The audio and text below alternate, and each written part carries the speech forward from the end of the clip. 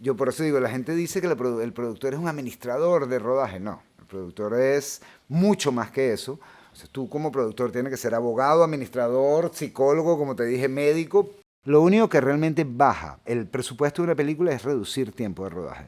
Entonces la idea sería no tener que negociar en cada película, sino la idea sería que, bueno, que de alguna manera tengamos unas nuevas condiciones de rodaje para todas las películas, ¿verdad?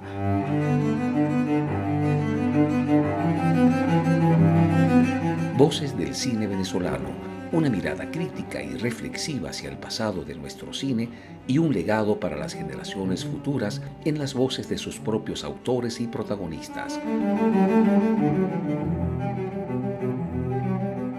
Voces del cine venezolano está patrocinada por el Centro Nacional Autónomo de Cinematografía, CENAC, y Producciones Omar Mesones para Zona Cine Caracas. Y para el episodio de hoy contamos con la participación de nuestro invitado especial, José Ernesto Martínez. Y como siempre, quien les habla, su anfitrión, Omar Mesones.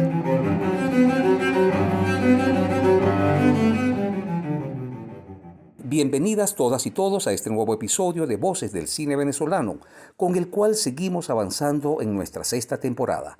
Para el día de hoy nos acompaña el cineasta José Ernesto Martínez, uno de los productores cinematográficos más activos del país durante los últimos años. Además de su intensa actividad profesional, José Ernesto ha realizado una larga actividad gremial que lo ha colocado como presidente de la Asociación Venezolana de Productores de Cine, ABEPCA, miembro del Foro Cinematográfico, miembro de la Academia Venezolana de Cine y miembro del Comité Ejecutivo del CENAC. José Ernesto, bienvenido a nuestro espacio. Hola Omar, ¿cómo estás?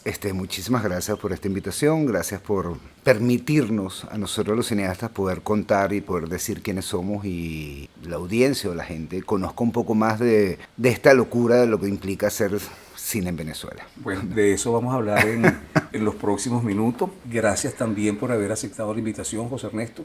Teníamos tiempo, creo que varios años, que no Sí, teníamos señor. la oportunidad de intercambiar ideas. De intercambiar Pero eso. bueno, de verdad muy complacido de tenerte acá Gracias. y plegándonos a la tradición de nuestro formato, vamos a comenzar por el comienzo, Ok. que es por tu infancia. ¿Cómo era José Ernesto de niño? A ver, José Ernesto de niño. José Ernesto siempre fue un muchacho, desde niño, un poco solo. O sea, yo crecí en una familia donde mi padre murió cuando yo era muy joven. O sea, no tenía una figura paterna. Era el tercero de los hermanos. Más sin embargo, era como que el más dedicado a las cosas de la familia. Eso es algo que creo que la parte de la producción me viene de ahí. Entonces crecí en una familia con una figura materna muy marcada, donde mamá era la que llevaba la casa, mis hermanos eran cada uno con sus problemas, y yo era el menor, era el más tranquilo, y era como que un poco loco. Por ejemplo, mi hermana era ingeniero civil, graduado con honores de todo tipo. Mi hermano era como que el niño problema, la oveja negra de la familia, y yo era el artista. Desde pequeño yo quise ser músico, yo sí, siempre me gustaba el arte, la música, soy muy pegado a lo que era la música. Me gradué de bachiller y entonces digo, bueno, mira, ya me gradué de bachiller, yo voy a ser músico. Me encantaba el jazz, yo voy a ser bajista de jazz. Por influencia de mi madre me dice, bueno, pero es que la música te vas a morir de hambre, la cosa, las típicas cosas familiar, haz una carrera y tienes esa carrera de base y después te dedicas a lo que tú quieras. La compré así, me puse a estudiar publicidad y a trabajar a la vez. Entonces yo trabajaba como mensajero interno en la electricidad de Caracas, porque había un tío que trabajaba en la electricidad de Caracas y estudiaba de noche en el ISUM, estudiaba publicidad. Empiezo a trabajar, a hacer esas dos cosas paralelas. En la electricidad de Caracas me piden que trabaje en la parte de computación y la electricidad me paga un curso de computación. Entonces estudio análisis y diseño de sistemas en las tardes, en las noches estudiaba publicidad y trabajaba en la mañana en electricidad. Esa era mi vida. En algún momento me graduó de ambas, me graduó de publicista en el ISUM, termino el curso de computación, se muere mi madre, me quedo solo, comienza como otra vida muy complicada. Yo soy desde los 19 años, 20 años, soy huérfano, por decirlo de alguna manera, aunque yo decía que eso es imposible. Tú no eres huérfano a los 19 años, tú eres un viejo a los 19 años. Tenía un choque con ese sentimiento de huérfano me convierto en la cabeza de familia por haber llevado un poco toda la familia a cuesta siendo el menor y decido entonces no ejercer ninguna de las dos cosas. Trabajo en la electricidad como analista de sistemas, pero dije, ahora sí me voy a dedicar a la música. Y entro en la escuela de Gonzalo Micó, en la Florida, en Ars Nova se llamaba. Empiezo a estudiar música, estudiar bajo. Y bueno, ahorita viene, que me imagino que es la siguiente pregunta, viene un poco lo que pasa, el cambio radical que pasa en mi vida. Este tema de la música y esto conozco en la vida, porque yo siempre he sido muy de la calle, muy callejero, por decirlo, ¿no? Y con unos amigos en un bar conozco a quien realmente fue mi primer mentor y la primera persona que me mete realmente en el mundo del cine, que es Marco Antonio Pérez Pecos. Yo conozco por el tema de la música Pecos, que le gustaba mucho la música, y me dice, mira, a ti te gusta la música, tú quieres ser bajista de jazz. Y Peco, empezamos a hablar de música. Un día me invita a su casa, nos tomamos unos whiskies, oímos unos discos, oímos música, pasamos toda la noche, amanecimos, me acuerdo, esa primera vez amanecimos oyendo música. Y bueno, y empiezo como una relación de amistad con una persona que es melómana, que le encanta la salsa, además ni siquiera era el jazz, era la salsa. Yo conozco la salsa a través de Peco, conozco un melómano por primera vez, alguien que realmente sabe de música, y que yo me la creo que me la sé porque conozco unos cuantos estándares de jazz. No, cuando tú descubres que no importa el estilo musical, lo importante es la raíz, que es el amor por la música, entonces empiezas a descubrir muchas cosas, ¿no? Un día, un domingo, estoy almorzando en el Hostal de la Castellana, me acuerdo. Estaba con un amigo, fuimos a almorzar y a tomarnos unos tragos y tal, y me consigo este amigo que es melómano, que tal, que no sé qué, hola, ¿cómo estás? Y me dice, una pregunta, ¿tú todavía tienes la camioneta? Era. Yo entro en el cine porque tenía una famosa Caribe que hizo 200 películas. ¿Tú tienes todavía la Caribe? Sí. Y él estaba con Liz Mago. Entonces le dice a Liz, este es el tipo. Tiene una camioneta, no está haciendo nada, era verano y tenía vacaciones en la electricidad porque había pedido las vacaciones en la electricidad, no estaba estudiando porque había vacaciones en la escuela de música. Me dice, ¿tú quieres hacer una película? Y le digo, ¿una película? Coño, no tengo nada que hacer, ¿me van a pagar? Sí, te vamos a pagar. Cuando me dice lo que me iban a pagar como último asistente de producción, casi que chofer de la camioneta de producción, me pagaban 3 veces más de lo que me pagaba la electricidad de Caracas, como analista de sistema.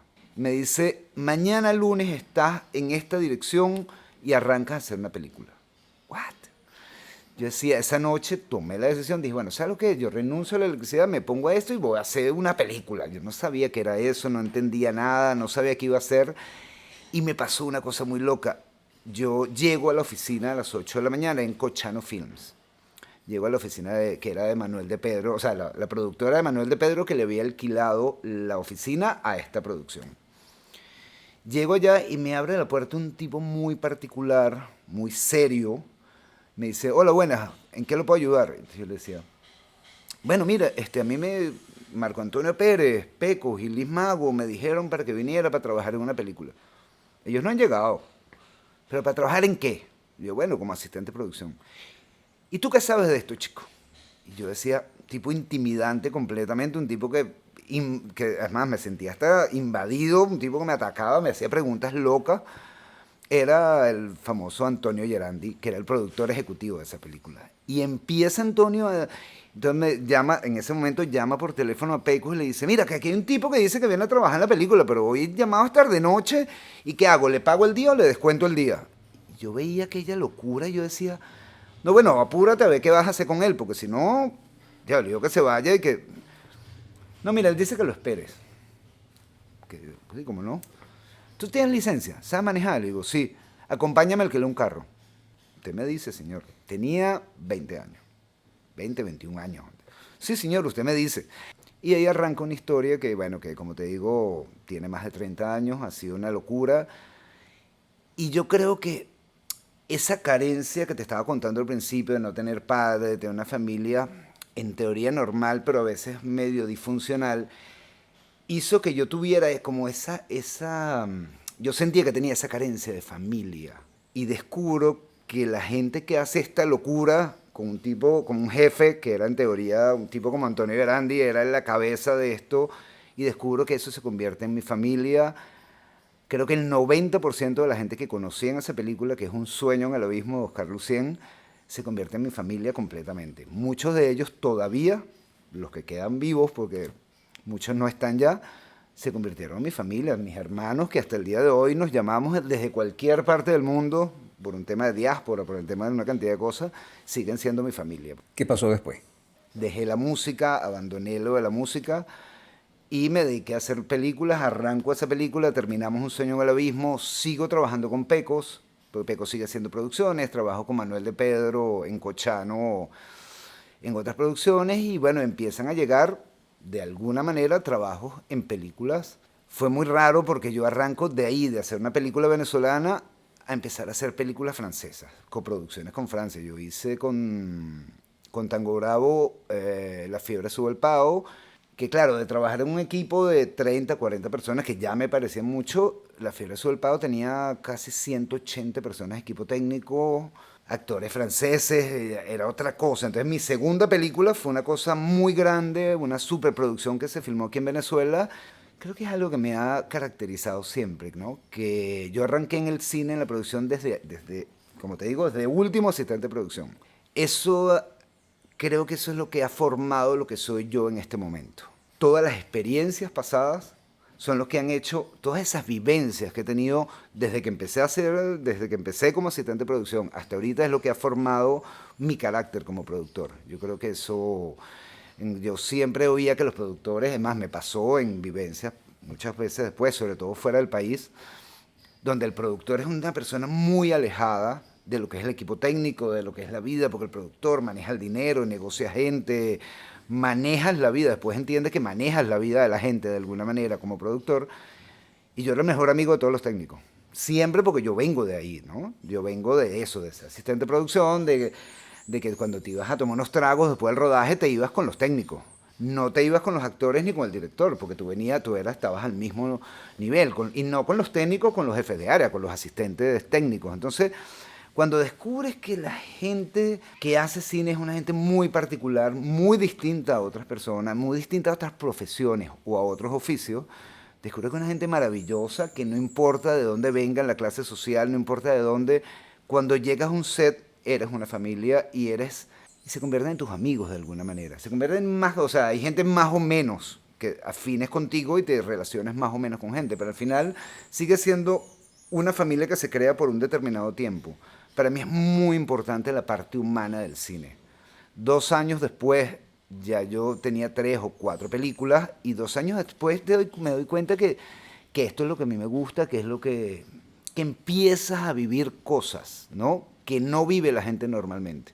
Y me di cuenta de otra cosa importante: todo es responsabilidad tuya. Entonces tú eres el que haces que esas cosas pasen.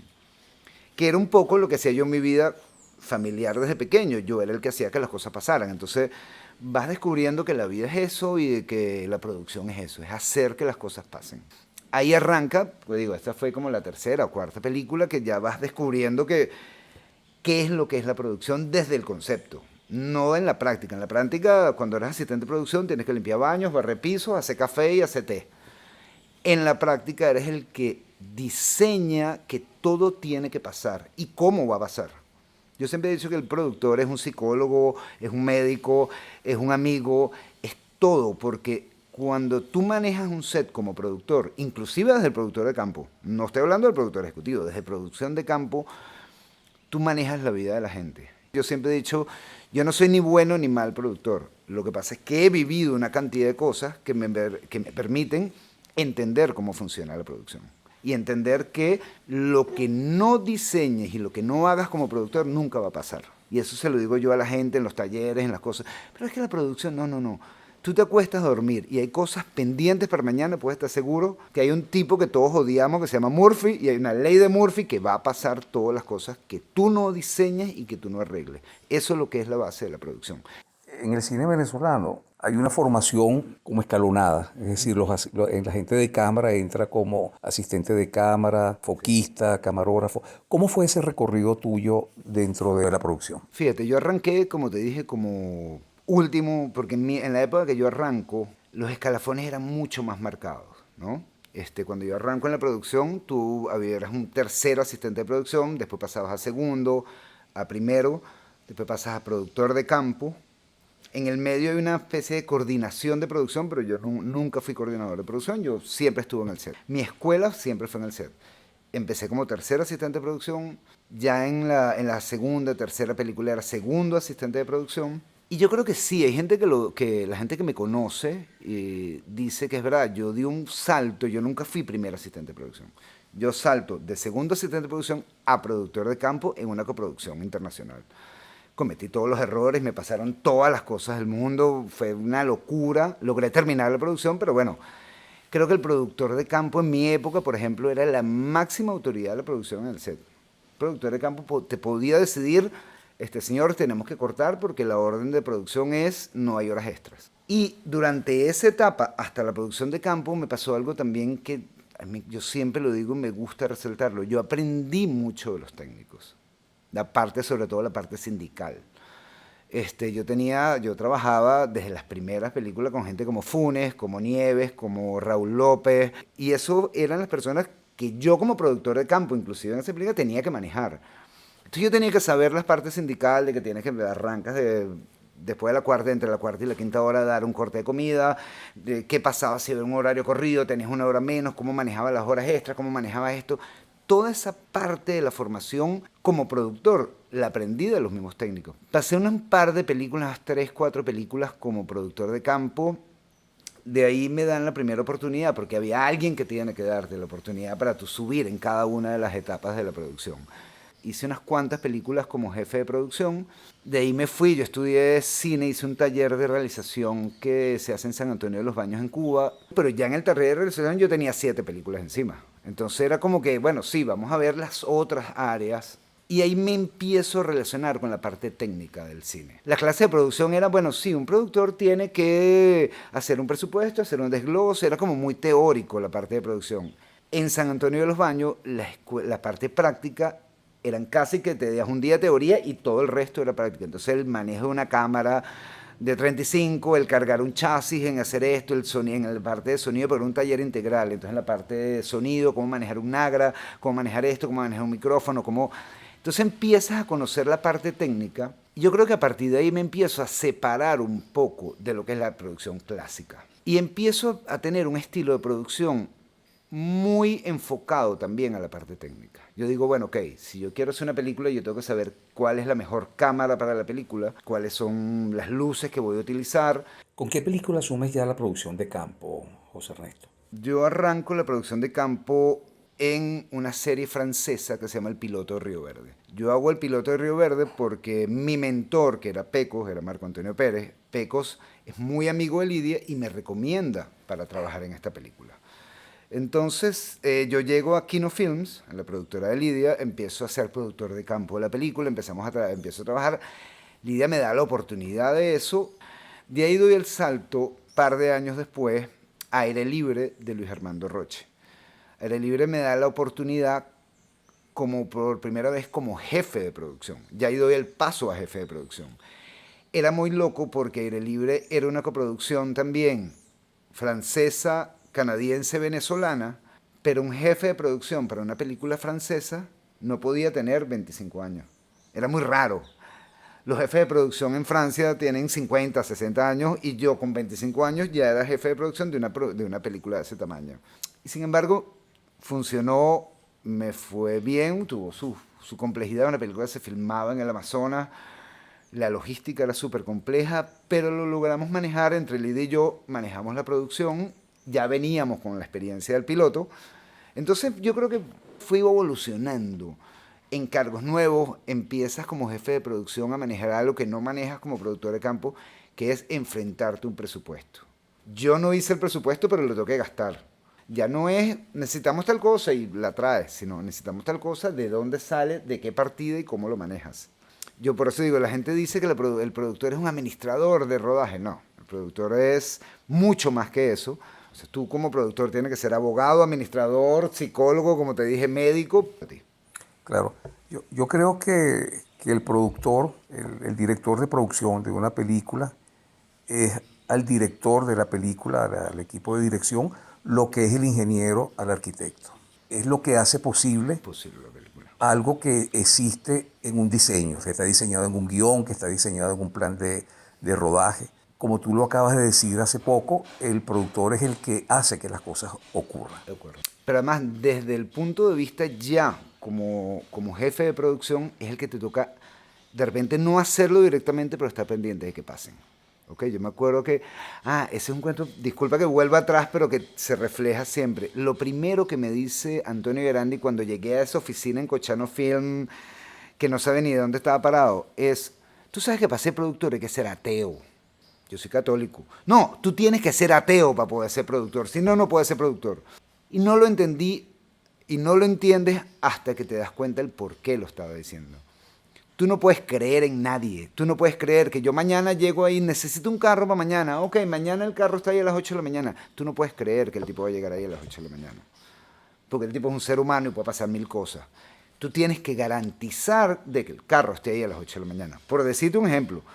Entonces, eso de que tú tienes que ser ateo para ser productor, a mí me quedó marcado, me acuerdo, y todavía hoy en día, 30 y pico años después, todavía lo recuerdo, porque es verdad. O sea, tú ya cuando eres jefe de producción, tú le dices al productor de Campo de la Noche, mañana te levantas a las 6 de la mañana y diseñas el día, por decirte un ejemplo. Pero tú tienes que garantizar que ese diseño se cumpla. Entonces no puedes confiar, no puedes creer en nadie, como decía Antonio, tú tienes que confiar, o sea, tienes que garantizar, perdón, de que el tipo se levante a las 6 de la mañana, este vaya para allá, este vaya para acá, este llegue aquí, este busque esto, este busque este, y todo esté a la hora del llamado en el sitio. Yo creo que eso ha cambiado, eso ha mejorado mucho. Yo me acuerdo que en una época era los errores de producción por no tener las cosas a tiempo. Eso pasaba mucho. Y la gente decía, bueno, el carro no llegó y el asistente de dirección se te para en la mitad del set y dice, eso me pasaba sobre todo en las series, las películas extranjeras. Se paraba el asistente de dirección y decía, señores, no podemos hacer nada porque el carro no ha llegado. Y además había uno, porque hay unos que no son tan simpáticos, que te decían, y el culpable es este señor. Son las 7 de la mañana, estamos aquí pasando frío, el carrito del catering no ha llegado y el carro no ha llegado. No podemos hacer nada por culpa de este señor. Ese tipo de cosas vivía yo en aquella época. O sea, Y en esos momentos, José Ernesto, ¿no te provocaba regresarte la electricidad? sí, bueno, todavía. Hay momentos ahorita que todavía me provoca regresarme a la electricidad. Cuando yo me acuerdo que años después conocí a personajes que decían, como Philip Toledano, que decía, cuando la gente le preguntaba que qué quería, coño, yo quiero hacer cine, pero decía, ¿por qué no te metes a petrolero, abogado, ingeniero, a cualquier otra cosa? Pero quieres meterte a cineasta. Y a cineasta puede ser una cosa, a productor de cine, no, mi hermano, no lo hagas. Recomiéndale que no lo hagan porque la producción es lo que yo hablaba ayer, es muy ingrata por un lado, pero en el momento hay un momento que paga todo la ingratitud. Y para mí es un momento importante. Cuando tú ves la prueba de la película, cuando ves la primera vez la película en pantalla y te sientas en la butaca y arranca y tú dices, todo eso que acaba de pasar en las últimas 2 horas, lo planeé yo, lo diseñé yo, lo administré yo, cuando ese momento te paga todo lo que sufriste durante la producción de la película y te provoca enamorar, y te vuelves a enamorar del cine y quieres hacer la otra. Jefe de producción, ¿cómo sigue desarrollándose tu carrera? Me pasó algo muy particular. Yo siempre, en mi vida siempre hay cosas que detonan cosas, ¿no? Había una película que no me acuerdo cuál era. Creo que era de Betty Kaplan, que nunca se hizo además. Y me entrevistan, me llaman para la entrevista como jefe de producción, yo sigo en la jefatura de producción y el tipo me dice, por primera vez había muy buen pago en la película de afuera, había unas condiciones maravillosas para un jefe de producción, hasta que llegamos al punto, ¿tú hablas inglés? Bueno, el inglés básico, tú sabes. No, necesitamos a alguien bilingüe. Chao. Y chao fue que yo sentí que se me bajó una Santa María delante de mí y dije, ya aquí ya no hago nada, ya qué voy a hacer, yo vuelvo a la electricidad a Caracas, o sea, no sirvo para esto. En ese momento hay una gran amiga mía que es Belén Orsini, y Belén se va a Nueva York a vivir, y me dice, ¿cuándo, José? Yo me voy a Nueva York, ¿por qué no te vienes conmigo? Pagamos juntos un apartamento y estudias inglés. Es una señal. Una semana antes me rebotan, una semana que viene me abren una puerta. Fue difícil la decisión porque 2 años antes, también en la película, no solamente los amigos son familia y la gente es familia, sino que yo creo mi propia familia dentro del cine. En una película conozco a Mariela Pérez, Ese momento, año 90 y, no vamos a decir, no, para no decir cuánto. Hace muchos años conozco a Mariela Pérez en una película de Diego Rizque, me acuerdo. Allá en Toda Sana, como decía Belén, la brisa marina, la cosa tal, nos enamoramos, nos casamos, cosa que era muy rara porque la gente decía, la gente de cine no se casa. Nos casamos, tuve un chamo, Rafael, un hijo, y Rafa tenía 3 años cuando pasa esto.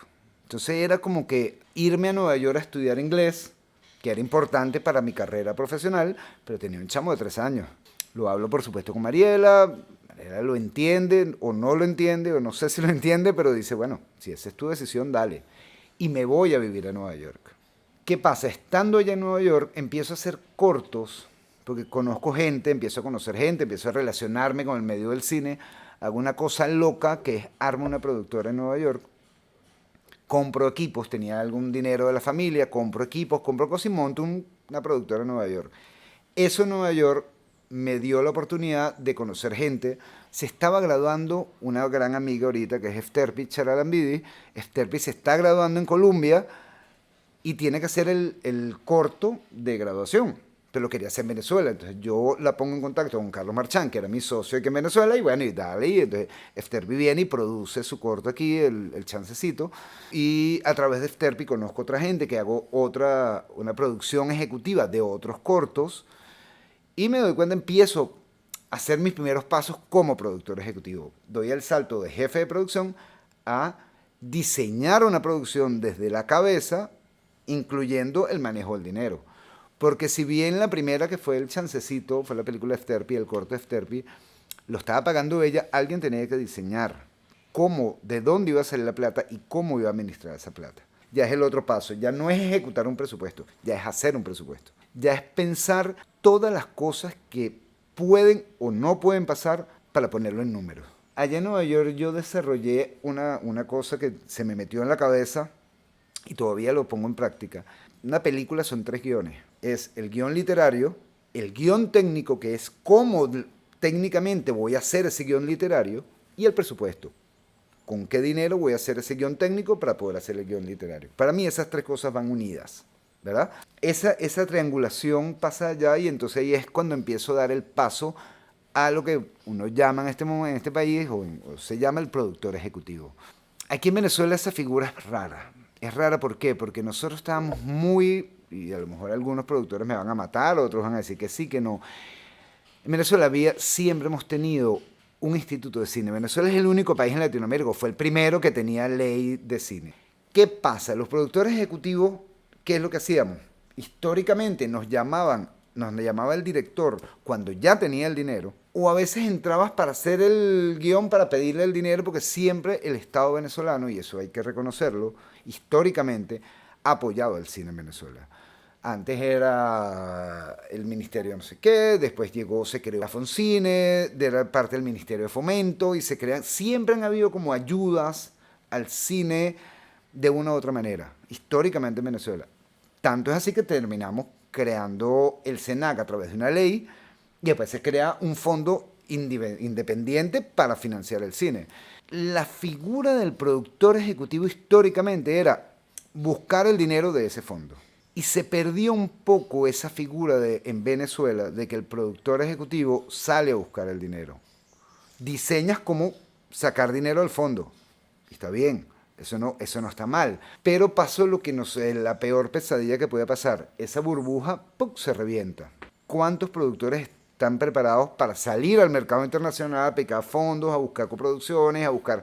Entonces, ese trabajo de productor ejecutivo, claro, yo lo aprendo afuera, yo lo aprendo en Nueva York. Entonces yo entendí, porque en Nueva York tienes un proyecto y sales a buscar los fondos en PBS, en esto, en aquello.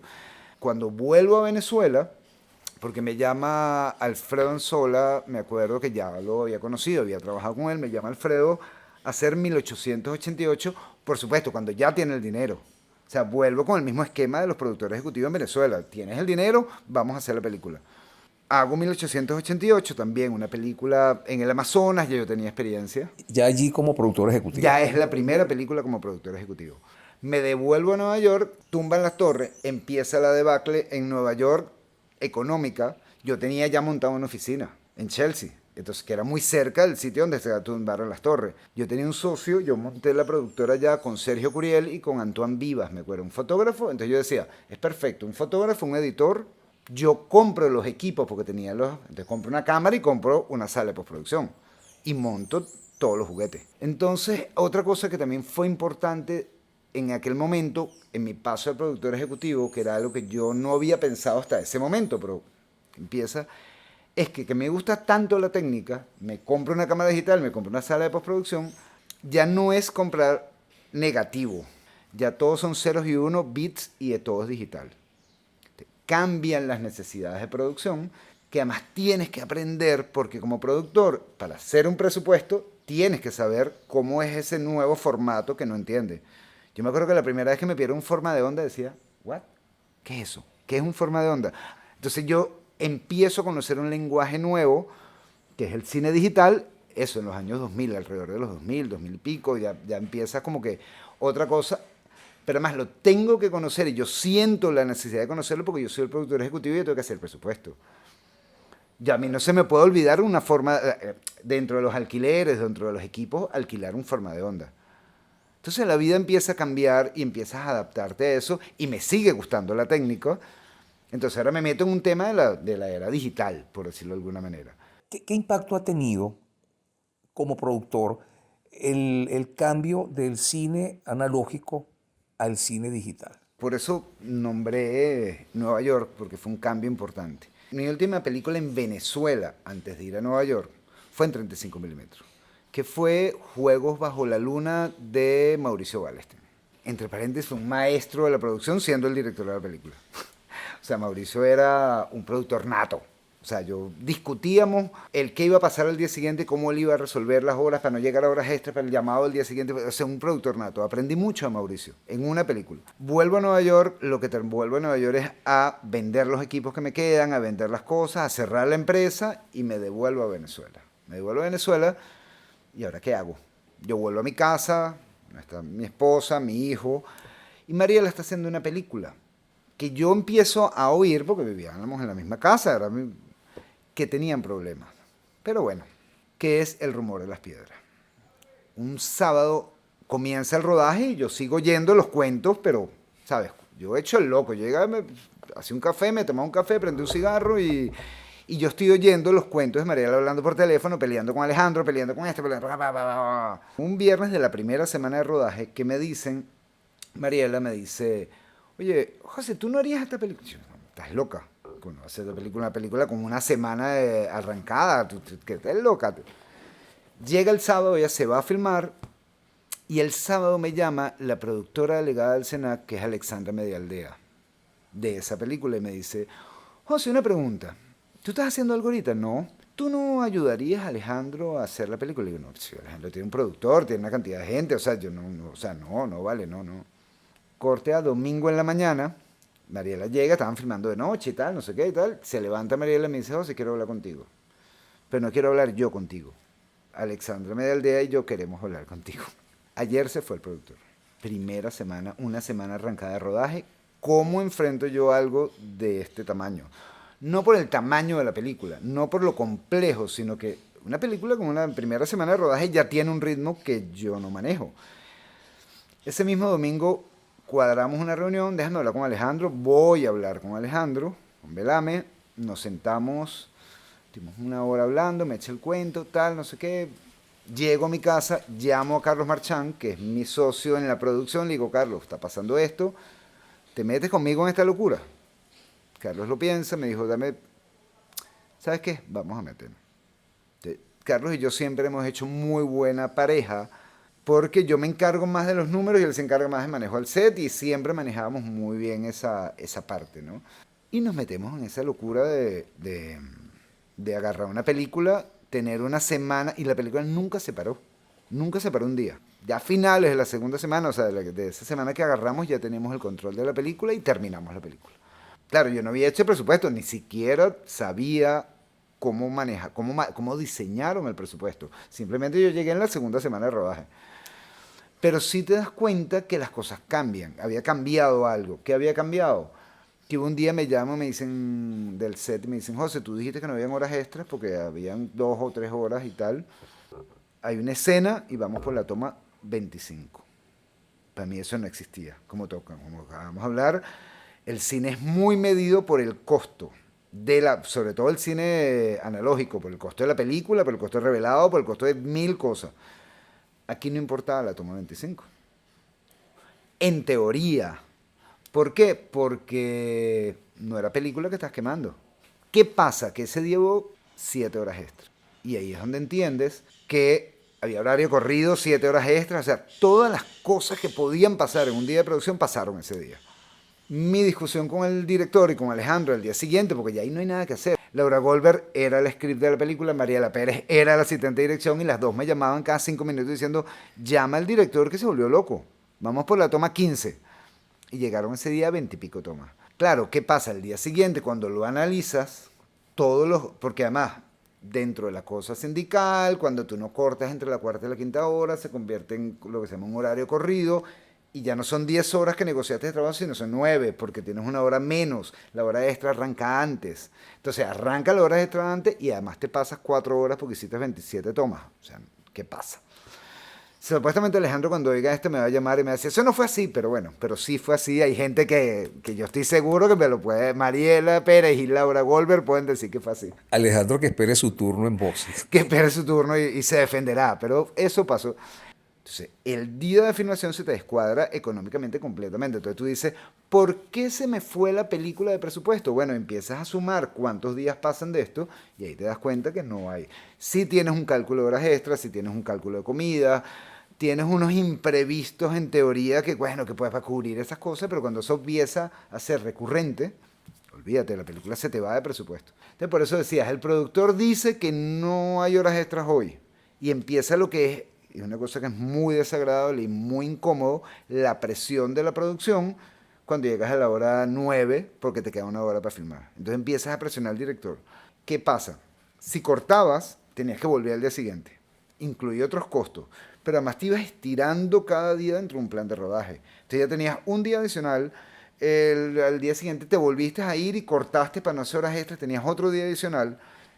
Había el análisis de qué te convenía más, si pagar una hora extra o 2 horas extra o tener un día adicional que te llevaba una segunda a otra semana.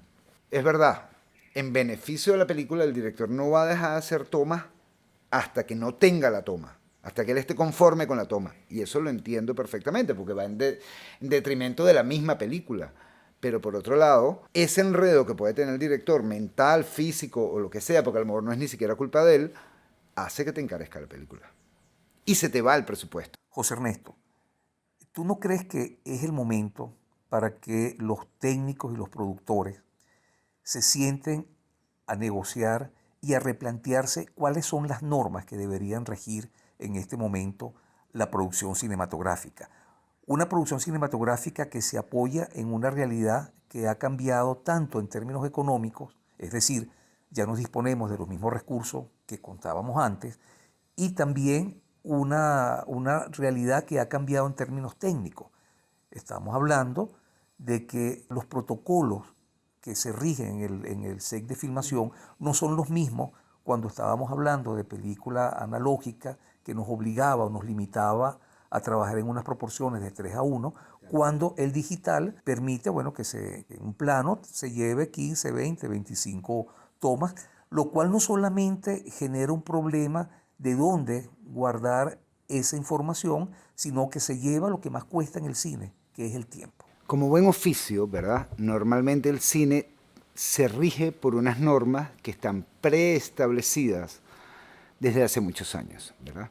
Si bien no están escritas en ninguna parte, ¿verdad? Porque son logros que han tenido los técnicos a través de los años, de alguna manera el cine históricamente se ha guiado por estas normas que estableció en algún momento el sindicato, cuando existía el sindicato de radio de trabajadores del cine del Estado Miranda.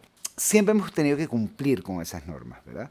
El cine era distinto, el cine tenía más recursos para maniobrarse, el fondo del Estado, llámese Cenax, llámese Foncine, llámese donde venía, más o menos o de alguna manera alcanzaba, aunque siempre ha sido poco, pero alcanzaba para cubrir ciertas necesidades, y nosotros nos seguíamos con una cantidad de normas sindicales que cumplíamos y manejábamos de alguna manera en ese momento. Abuelo de pájaro, José Ernesto, ¿cuáles son esas normas? ¿De qué normas estamos hablando? Ok, estamos hablando de cantidad de horas de filmaciones diarias. Entre la cuarta y la quinta hora tienes que darle una comida, pasadas 5 horas de trabajo tienes que volverle a darle comida.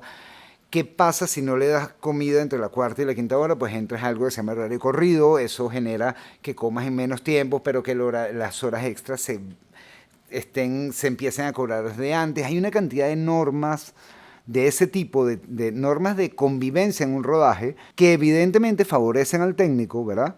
Para no exagerar la cantidad de horas de llamado diaria, pero evidentemente son complejas para la producción, pero tenías que cumplirlas. ¿Qué pasa?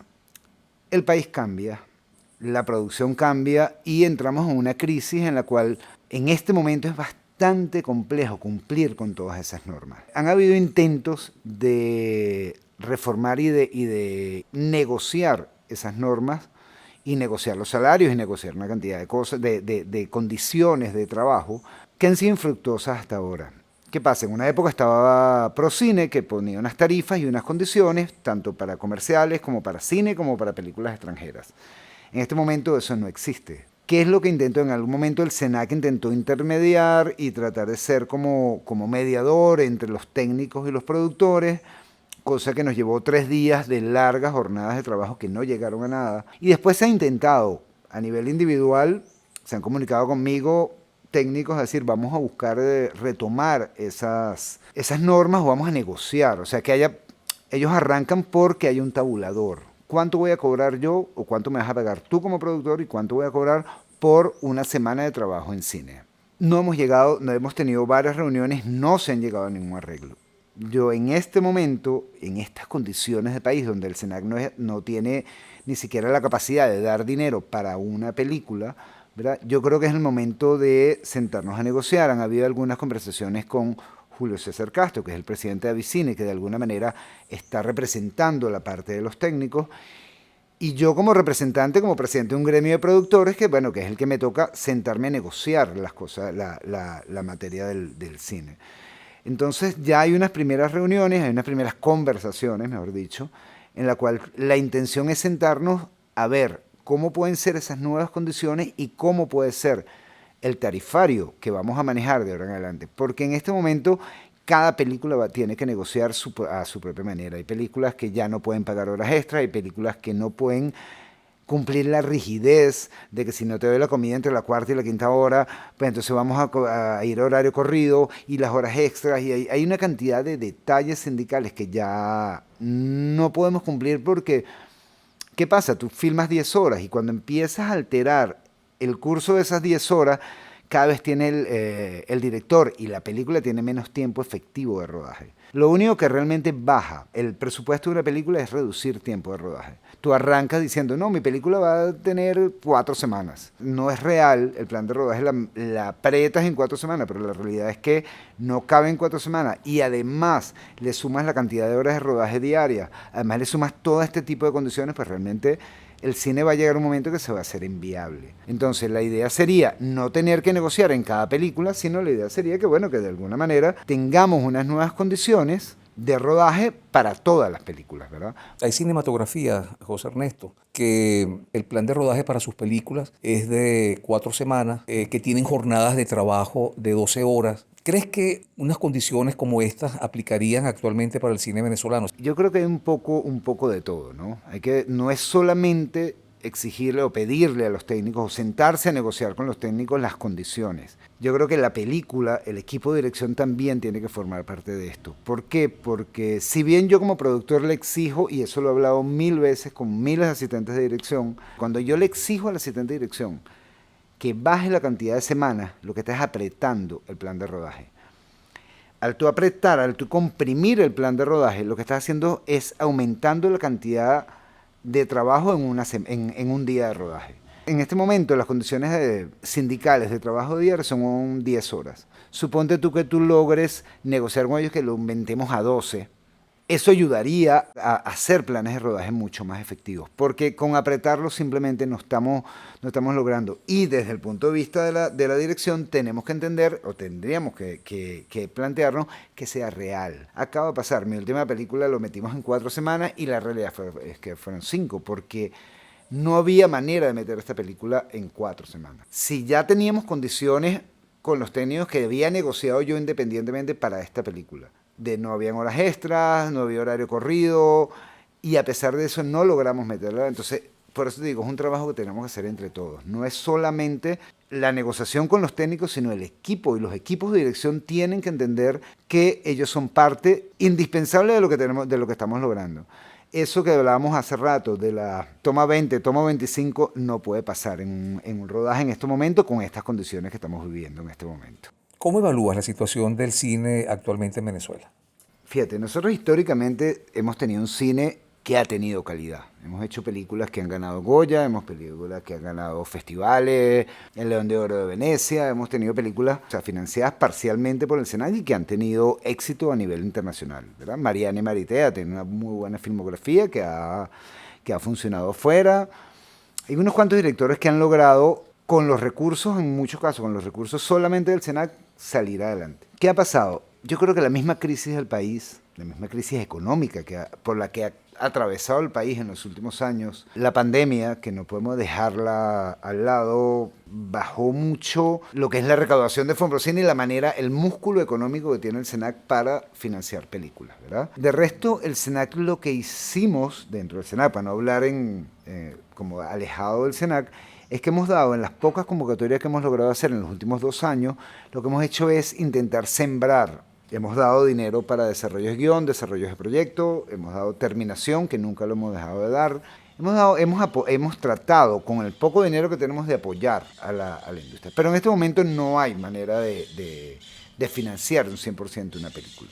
Se creó un programa que se llama Aprender Haciendo, que es un programa donde casado con una escuela, tratas de financiar algunas películas o algunas obras que por sus características pueden ser financiadas de bajo presupuesto, ¿ok? Y sobre todo porque, bueno, pues tienes un equipo, primero un equipo de técnicos base, no es que tienes todo un equipo técnico de 30 personas profesionales trabajando en la película, sino tienes un equipo base, y lo demás son estudiantes que van haciendo, que se integran a la película como aprendices, como parte de su aprendizaje y como parte del equipo técnico de la película. Eso te permite abaratar ciertos costos y llegarle a un monto que lo están haciendo. Y por supuesto la gente que viene con producciones independientes, gente que viene, que tiene dinero, que consigue dinero de alguna parte, caso específico de la película Hambre, que hizo una coproducción que tuvo Ibermedia por Italia, una coproducción con Chile, Italia, Venezuela, en la cual el dinero viene de afuera y tú vienes y filmas en Venezuela. Pero sí, en los últimos años yo siento que ha bajado un poco la calidad de la película. ¿Qué pasa? Cuando tú llegas a un mercado internacional, el mercado internacional te exige unas ciertas mínimos de calidad que probablemente muchas de estas películas no las tienen. Mínimo de calidad técnica, estoy hablando, ¿verdad?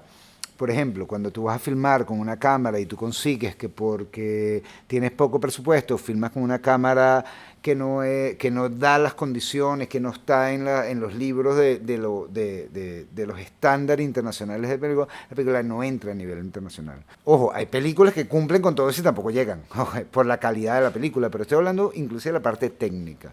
También es complejo hacer una buena película con bajo presupuesto. ¿Ok?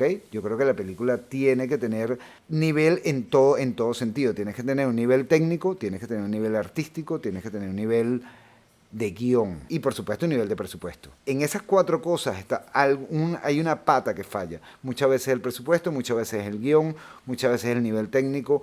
Y yo creo que tenemos que cuidar un poco más estos detalles para poder volver otra vez a salir afuera a ofrecer productos de calidad que puedan competir en un mercado inclusive latinoamericano. No estamos hablando de que vas a llegar a Cannes, que vas a llevar al Oscar, que vas a llegar allá. A competir en un mercado latinoamericano con películas que se hacen en Colombia y que tienen esas 4 cosas. Tienes dinero, tienes un buen guión, tienes recursos técnicos y puedes hacer una película. ¿Por qué veo el mercado internacional? Porque como productor ejecutivo tengo que salir a buscar dinero. Si yo tengo un guión que no funciona, un guión que tiene problemas, no lo voy a poder vender afuera, no voy a poder conseguir recursos para financiar ese guión. Y eso me ha pasado muchas veces. Yo creo que el gran problema, desde mi punto de vista como productor, es un tema económico. Entonces hay todo un trabajo que hay que hacer con los distribuidores, con los exhibidores. O sea, yo creo que en este momento tenemos que reinventarnos. Tenemos que buscar que el cine vuelva a ser un negocio, que no lo está haciendo. Ahorita sigue siendo amor al arte. José Ernesto, en más de 30, 40 películas que llevas a cuestas, ¿qué anécdotas nos puedes contar? Creo que son más de 30, creo que son más de 50 en total. Pero bueno, en distintas etapas de la producción, ¿no? Con distintos cargos. Hay muchas anécdotas. Cada película tiene una anécdota distinta, cada película tiene cosas. Yo creo que lo de la cárcel ha sido como muy loco porque he ido preso varias veces durante estas 50 películas, vamos a llamar que son 50. En dos momentos han sido muy particulares, ¿no? Yo estoy filmando en El Salvador con Manuel de Pedro una película que se llama Trampa para un gato. Una película sobre la vida de dos venezolanos que recorren El Salvador y crean la Radio Venceremos, que es la radio guerrillera. Cuando pasaron los acuerdos de paz, los tipos cortaron o sea, condenaron las armas, hay un museo de la revolución, hay una cantidad de cosas, y esas armas no las prestaron, teníamos armamento que no funcionaba, pero eran armamentos militares, teníamos uniformes militares, teníamos una cantidad de elementos militares, y estamos filmando de regreso, veníamos de regreso de Perquín a San Salvador, de donde estábamos filmando a la capital. Nos paramos a hacer un plano que estaba siempre establecido en un puente de los que habían volado la guerrilla, y en ese momento, en plena filmación, llegan dos policías. Dice, bueno, ¿qué están haciendo ustedes aquí? ¿Qué tal? No, filmando una película, unos venezolanos, una tal, no sé qué. Tipo, se quedan viendo, dan una vuelta y me dicen, usted es el responsable, ¿verdad? Usted va detenido. Cuando estamos saliendo de esa zona, que era un poco boscosa, donde estaba el puente y tal, llego y los tipos me dicen, bueno, ok, se paran en la orilla de la carretera y empiezan a pedir cola. Y me llevan preso en cola. Y yo decía, no puede ser, o sea, ¿ustedes me están llevando preso? Sí, te vamos llevando preso en cola y nada, y después fue un rollo para poder salir, mostrar los permisos. El otro grave fue filmando Amaneció de Golpe de Carlos Apurba, estamos filmando, teníamos una filmación muy particular y muy cerrada con 6 Pin Sauer, que son estos camioncitos de transporte militares. Teníamos 80 personas vestidos con uniformes militares, armas, tenía todos los permisos igual, tenía todo, pero en vez de dar la vuelta en la Castellana, en la Cota Mil, la dimos en Mari Pérez y la Policía Metropolitana desencadena una alarma de que hay un convoy militar recorriendo la Cota Mil en Venezuela. Y bueno, por supuesto, el día siguiente llegaron y preso otra vez, terminé en Cotiza, esposado, pegado contra una pared, hasta que se aclaró la situación de la película y bueno, y siempre uno como productor está expuesto a que te pasen este tipo de cosas. Esa de que vas preso ha sido un clásico. Otro cuento bien particular es, yo hago una película que se llama Kilómetro 72, una película que fue bien importante en mi vida por la trascendencia que tuvo la película. Kilómetro 72, desde el guión, tenía un personaje que era un BMW negro descapotado. ¿Okay? Era un personaje más de la película. El carro tenía 32 llamados. O sea, tenía que alquilar un carro 32 días para cumplir todo lo que tenía que hacer dentro de la película. Empezamos a averiguar el equipo de producción y alquilar ese BMW negro descapotado costaba 20 bolívares, por decirte un número. Yo al final consigo un carro, como dicen ahora, tuneado, un carro de carreras, que era un Mitsubishi Eclipse negro descapotado, muy llamativo, y convenzo al director que este carro puede funcionar, y que no solamente que puede funcionar por imagen, sino que ese carro me costaba la mitad de lo que me costaba el BMW negro alquilado. O sea, alquilado costaba 20 bolívares y comprado costaba 10 bolívares. Costaba exactamente la mitad, creo que era un poquito menos. Entonces yo tomo la decisión, el SENAC, que siempre ha tenido un control bastante estricto de las cuentas y de las cosas del rodaje, no tenía, cuando yo arranco la película, una figura que se llamaba productor delegado. Cuando llega el informe de mitad de rodaje, ya hay un productor delegado que se da cuenta en las facturas que hay la compra de un vehículo. Puedes decir que el productor delegado era yo, José Ernesto. Ernesto. Sí lo puedo decir, ok. El productor delegado era Omar Mesone. Omar en el informe lo que hace es, porque yo vi todos los informes además, que dice que hay una compra de un vehículo de escena, el SENAC prende las alarmas y dice, oye, mira, ¿qué es esto? Tú no puedes comprar un vehículo con dinero del Estado, y la cosa se complica.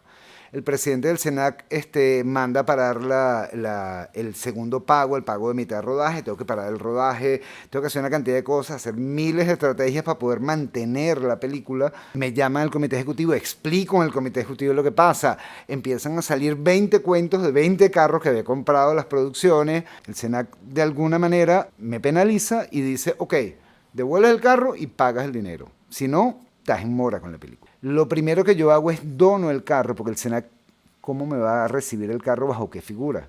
Yo tuve que donarle el carro al SENAC y esperar a tener dinero para poder meterle el dinero a la película y hacer las semanas que me faltaban. Para eso tuve que vender un apartamento, vendí el apartamento y se terminó la película. Lo que quiero decir que eso se convirtió como un escándalo dentro del cine venezolano, porque primero era la primera vez que el SENAC, y creo que ha sido la única, que penaliza a un productor por algo como eso.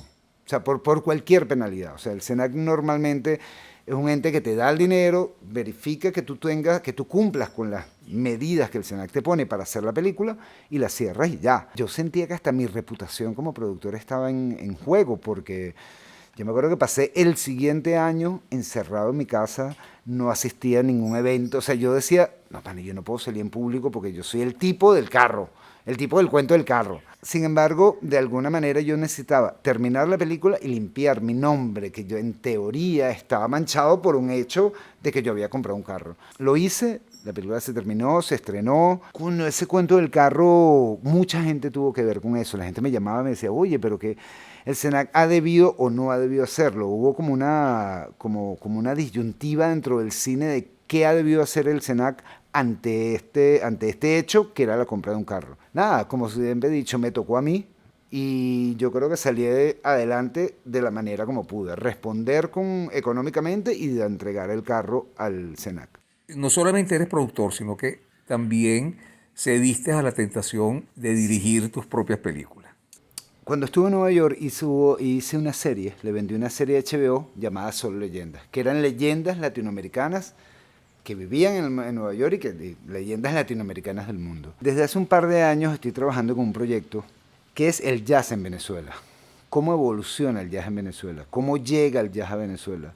¿Dónde nace el jazz? ¿Cómo se desarrolla y cuáles son los exponentes dentro de cada uno de lo que es el jazz a nivel mundial y cómo se desarrolla en Venezuela? Yo soy muy amigo de Juan Carlos Freites, que es el dueño de Juan Sebastián Bar, y junto con él hemos desarrollado como esa historia sobre cómo nace el jazz en los Estados Unidos, de dónde viene el jazz, cuáles son las raíces, qué pasó en aquel momento en el nacimiento del jazz, cómo llega el jazz a Venezuela y cómo se desarrolla a través de las décadas hasta llegar a lo que estamos ahorita. O sea, el jazz tuvo un momento de éxito en Caracas a través de Juan Sebastián Bar, decae, los motivos de por qué decae, qué es lo que está pasando y cuál es el futuro del jazz. Entonces estoy tentado en este momento, me dejé tentar, como dices tú, perdón, en la dirección, y estoy haciendo este documental, que es un documental propio, es un documental que va a funcionar, es un documental que además lo voy a internacionalizar. O sea, yo quiero ver, mientras en Caracas está pasando esto está pasando en Madrid, esto está pasando en Nueva York, esto está pasando en México, ¿qué está pasando en el mundo con respecto al jazz? Yo siento que el jazz ha bajado de alguna manera, no solamente en Venezuela, a nivel mundial. De hecho, hay una fundación, la Fundación Herbie Hancock, que está intentando y hace una vez al año el Día Internacional del Jazz y siempre estamos como intentando retomar y que vuelva a tener la popularidad que tuvo el jazz en un momento. Entonces, bueno, yo creo que todos los que estamos en esto y que estamos en este proyecto, estamos tratando y estamos trabajando para que eso vuelva a pasar. Y bueno, yo con aportar mi granito de arena a esto con este documental. Hay una nueva etapa que también estoy desarrollando, que no es que vaya a ser productor musical, pero sí, en este momento estamos trabajando yo con Bárbara Lauro, estamos lanzando a Bárbara Lauro como jazzista, como cantante de jazz. En este momento acabamos de grabar un disco, tenemos sacado un disco que está en las plataformas en este momento. Me di esa locura, como tú dices, de dirigimos el primer videoclip que está en YouTube, que está al aire, estamos montando el segundo videoclip. es como una parte de una vida paralela que yo toda mi vida la he tenido oculta porque el cine me ha mantenido, la producción de cine me ha mantenido como latente, pero que voy a empezar a desarrollar ahora y que siempre he tenido por dentro y que siempre he tenido. Entonces el documental del jazz, el lanzamiento del disco de Bárbara, todas estas cosas que están pasando en este momento me están llevando un poco hacia la dirección también, ¿no? Yo sigo siendo productor de cine, sigo haciendo películas, sigo trabajando por la producción de cine. Vamos a ver qué pasa. Yo creo que el documental lo voy a lograr hacer de una u otra manera, consiga o no consiga dinero, el documental lo voy a hacer. O sea, si lo he hecho por otros, porque no lo voy a hacer por mí, pues. Entonces en eso estamos como director. Bueno, José Ernesto, y ahora para cerrar, unas preguntas más personales. Ok. Si te vieras en una circunstancia que tuvieras que escoger un libro, ¿qué libro sería? Yo tampoco soy muy lector, a serte sincero, pero hay un libro que a mí nunca se me ha salido, o sea, creo que fue por la presión que tuve para leerlo en el colegio, que fue Cien años de soledad. Una película. Uf, una película. ¿Sabes que yo siempre, a mí todo el mundo me pregunta eso, y yo siempre digo una película romántica que no tiene nada que ver con la intensidad ni con nada, que es Anónimo Veneciano. Una película italiana muy sencilla en Venecia, una historia de amor. Un director de cine. Un director de cine. Bueno, a lo mejor es un poco clicheroso lo que voy a decir, pero a mí me llama mucho la atención la vida de Spielberg. Tarantino me encanta, Fellini, que tú dices, wow, tal. Un cantante. Freddie Mercury es un cantante completo. Un personaje de la historia que te hubiera gustado conocer. Me hubiera gustado conocer a Don Quijote. Si él fuera un personaje que real, yo me hubiera encantado conocer a Don Quijote. Una época de la historia en la que te hubiera gustado vivir o pasarte una temporada. La época entre los 20, fíjate que no me voy para atrás de la historia. O sea, el vivir entre la época de los 20 y de los 50 del siglo pasado, de 1920 a 1950. Algo de lo que te arrepientas. Algo de lo que me arrepiento. Yo creo que no me arrepiento de nada de lo que he hecho. Algo de lo que te sientas muy orgulloso. Parte personal de mi hijo, de lo que ha logrado él con su vida, él solo, entonces, y eso es un reflejo de la educación que su madre y yo le dimos. Y a nivel personal creo que me siento orgulloso de mi carrera. Yo creo que nadie se va a acordar en 10 años, 10 años para que yo me muera, no importa si vivo 10, 20 o 30 años más, no importa. 10 años más después de eso, probablemente nadie se acuerda de quién soy yo. Pero ahí están las películas que he hecho. Entonces yo creo que parte de esa trascendencia que todos queremos tener va un poco ligado a eso, a tu carrera, a lo que has hecho, a lo que has producido, a lo que has dejado. Y yo creo que lo que he dejado son las películas. Entonces me siento muy orgulloso a nivel profesional de mi carrera. Bueno, José Ernesto, tal como lo dije al comienzo, teníamos varios años sin conversar. Sí, señor. Creo que hoy nos pusimos al día. Fue un encuentro largo. Sí. Lleno de ruidos. Lleno de muchos ruidos, de muchos folies. Pero bueno, fue tan largo como entretenido. De verdad que le he pasado muy bien. Y bueno, no me queda otra cosa que agradecer tu tiempo. Y bueno, muchas gracias. No, gracias a ti por haberme invitado a participar en esta serie. Y nada, hay que seguir adelante, man. Hay que seguir haciendo cine, hay que seguir... El hecho de decir seguir soñando es como muy, vuelvo otra vez, muy clicheroso. Pero si no sueñas, no diseñas mentalmente lo que quieres hacer. Entonces la única manera de seguir haciendo es soñando, creando y seguir haciéndolo. Más nada. Muchísimas gracias por estar aquí, por traer tus equipos y tus juguetes para hacer esta entrevista. Y bueno, mucho éxito y que hagas el 300.